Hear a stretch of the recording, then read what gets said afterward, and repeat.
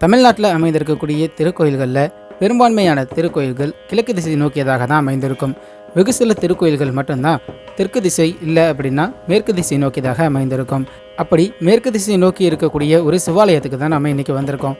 தஞ்சையிலிருந்து 5 ஆறுகள் பாய்ந்தோடி வளம் பொருந்திய நாடாக திகழக்கூடிய திருவையாற்றுக்கு போகக்கூடிய வழியிலேயே இடையே திருக்கண்டியூர் அப்படிங்கிற ஊரானது அமைந்திருக்கு. இந்த ஊரிலிருந்து திருக்காட்டுப்பள்ளிக்கு போகக்கூடிய பிரதான சாலை அருகேயே திருக்கோயிலானது அமைந்திருக்கு. இறைவனுடைய சுதை சிற்பங்கள் இருக்கக்கூடிய வரவேற்பு நுழைவாயிலை கடந்து திருக்கோயிலை நோக்கி நம்ம போனோம் அப்படின்னா சமீபத்தில் கட்டப்பட்ட முன்மண்டபத்துடன் இணைந்த மேற்கு திசை நோக்கி இருக்கக்கூடிய பிரம்மாண்டமான 5 நிலைகளை கொண்ட ராஜகோபுரத்தை நம்மளால் பார்க்க முடியுது. இந்த ராஜகோபுரத்துடைய கீழ்ப்பகுதியிலேயே நுழைவாயிலுக்கு 2 புறமும் அழகுற அமைக்கப்பட்டிருக்கக்கூடிய துவார பாலகர்களை நம்மளால் பார்க்க முடியுது.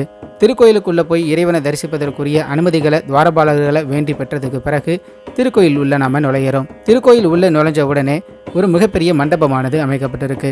இந்த மண்டபத்துடைய இடது வலதுபுறம் பிரகாரங்கள் செல்லும் வழியானது அமைக்கப்பட்டிருக்கு.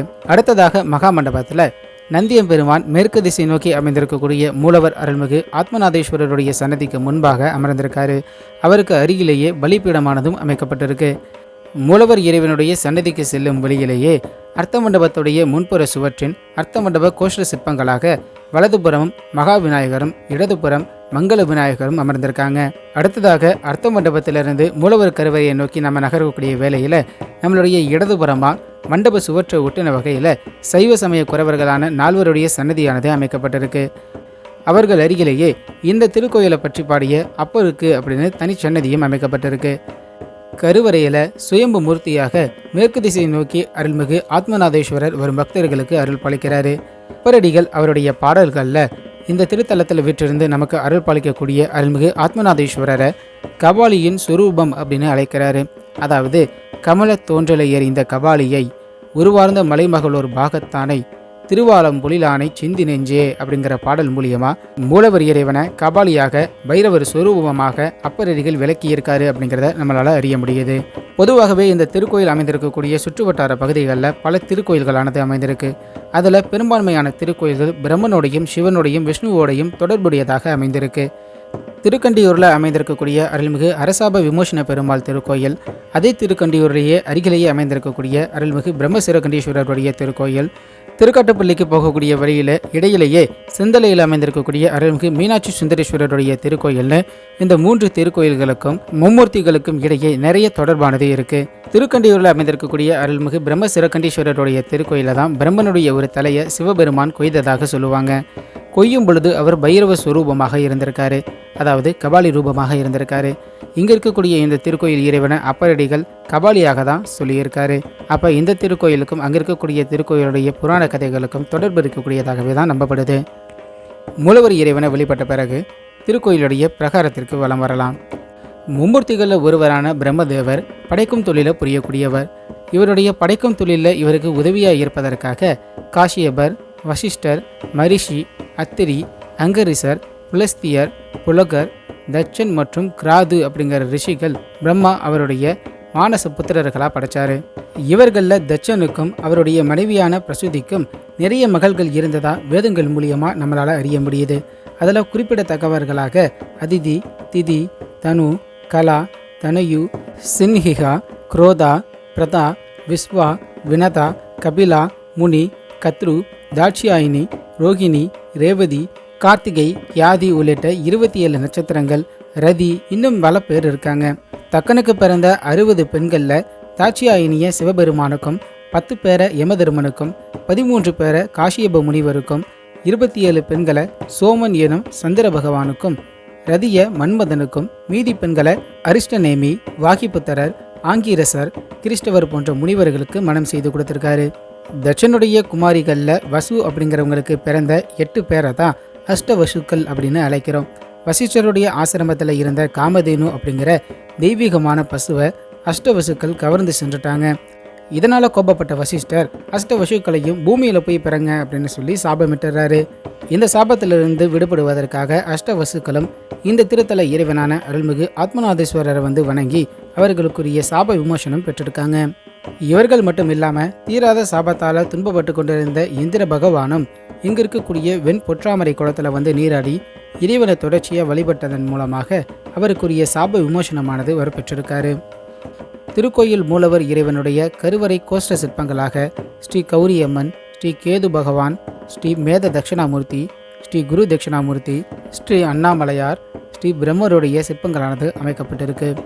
திருக்கோயிலுடைய பிரகாரத்தில் வள்ளி தெய்வானையுடன் அருள் பாலிக்கக்கூடிய சுப்பிரமணியருடைய சன்னதியும், பைரவருடைய சன்னதியும், இத்திருத்தலத்திற்குனே உரிய சக்தி வாய்ந்த விஷ்ணு துர்கையுடைய சன்னதியும், சண்டிகேஸ்வரர் சன்னதி, பஞ்சபூதங்களுக்குரிய தனித்தனி லிங்கங்கள், மூல விநாயகர், காசி விஸ்வநாதர், காசி விசாலாட்சி அம்மன், மேலும் மற்றொரு சன்னதியும் அமைந்திருக்கு.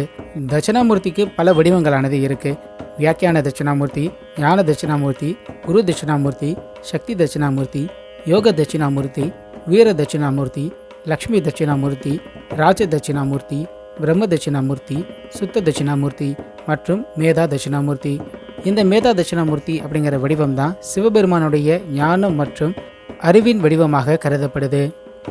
ரொம்பவே அழகா, அமைதியா, பசுமையாக இருக்கக்கூடிய ஒரு கிராமப்புறத்தில் மிகப்பெரிய அளவில் பிரம்மாண்டமாக விரிந்திருக்கக்கூடிய குளத்திற்கு அருகேயே இந்த திருக்கோயில் அமைந்திருக்கிறதுனால இந்த திருக்கோயில் முழுவதுமே ரொம்பவே குளிர்ச்சியாக இருக்கு. திருநாவுக்கரசர் இத்திருத்தல இறைவன் மேல பாடியருளிய பதிகமானது 6வது திருமுறையில் இடம்பெற்றிருக்கு. அப்பருடைய திருப்பதிகங்களை உற்று நோக்கும் பொழுது தென்பரம்பை குடியின் மேய திருவாலம்பொழிலானை சிந்தி நெஞ்சே அப்படின்னே முடிக்கிறாரு. இதன் மூலியமா இந்த ஊருடைய பெயர் பரம்பைக்குடி அப்படின்னு வழங்கப்பட்டு வந்திருக்கு அப்படிங்கிறதையும், கோயிலுடைய பெயர் தான் திருவாலம்பொழில் அப்படிங்கிறதையும் நம்மளால அறிய முடியுது. வள்ளல் பெருமாள் தாம் பாடி அருளிய விண்ணப்ப கலிவெண்பாவில் மறுக்காட்டு நீலம் புலிர்கொள் நிறைத்தடம் கற்கு ஏற்காட்டும் ஆலம்பொழில் சிவயோக பயனே அப்படின்னு போற்றியிருக்காரு. திருநாவுக்கரசு சுவாமிகள் இந்த திருக்கோயில் இறைவனை போற்றி புகழ்ந்து அவருடைய தேவார பதிகங்களில் பாடியிருக்கிறதன் மூலியமா இந்த திருக்கோயிலானது 6லிருந்து 7வது நூற்றாண்டுக்கு முன்பே இங்கு இருந்திருக்கலாம் அப்படின்னு தெரியுது. அதன்பின் தஞ்சையை ஆண்ட சோழர்களுடைய காலத்தில் இது கற்கோயிலாக எழுப்பப்பட்டிருந்திருக்கலாம். இந்த திருக்கோயிலுக்குரிய தல விருட்சமாக ஆலமரமானது விளங்கியிருக்கு.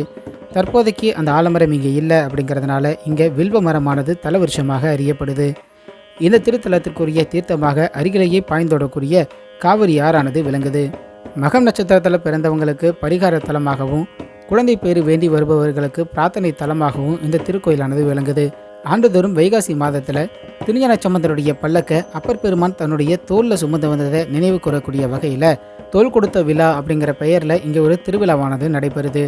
இறைவனுடைய கருவறையை நோக்கி செல்லக்கூடிய வழியிலேயே நம்மளுடைய இடதுபுறமா நவகிரகங்களுக்கு தனி மேடான பகுதியில் சன்னதியானது அமைக்கப்பட்டிருக்கு. இந்த திருத்தல ஈசனை பிரதோஷம், அஷ்டமி, திங்கள் கிழமைகளை வழிபடுவதன் மூலியமா நல்ல பலனானது கிடைக்கும் அப்படின்னு சொல்றாங்க. கருவறையில் இருக்கக்கூடிய தீபத்தில் பசுநோய் சேர்த்து வழிபடுவதால நினைத்த காரியங்களும் வெற்றியாகுமா. இத்திருத்தலத்திற்குரிய இறைவியாக அருள்மிகு ஞானாம்பிகை அம்மன் தெற்கு திசை நோக்கியவாறு நின்ற நிலையில வரும் பக்தர்களுக்கு அருள் பாலிக்கிறாங்க. உலக உயிர்களுக்கு அவசிய தேவையான ஞானத்தை வழங்கக்கூடியவங்களா இறைவி இங்கே வீற்றிருக்கிறதுனால இவங்களுடைய கருவறையில் இருக்கக்கூடிய தீபத்தில் பசு நெய்யை சேர்த்து தொடர்ச்சியாக வழிபடுவதால நினைத்த காரியங்கள் நிறைவேறுவதோட நல்ல ஞானமும் கிடைக்கும் அப்படின்னு சொல்கிறாங்க.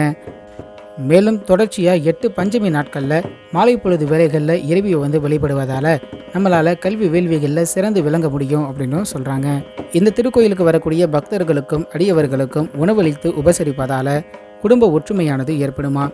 இந்த திருக்கோயிலில் ஆவணி மூலம், சஷ்டி, நவராத்திரி, கார்த்திகை சோமவாரங்கள், சிவராத்திரி, மார்கழி திருவாதிரை, ஐப்பசி அன்னாபிஷேகம், பிரதோஷம் போன்ற எல்லா திருவிழாக்களும் வெகு சிறப்பாக கொண்டாடப்படுது.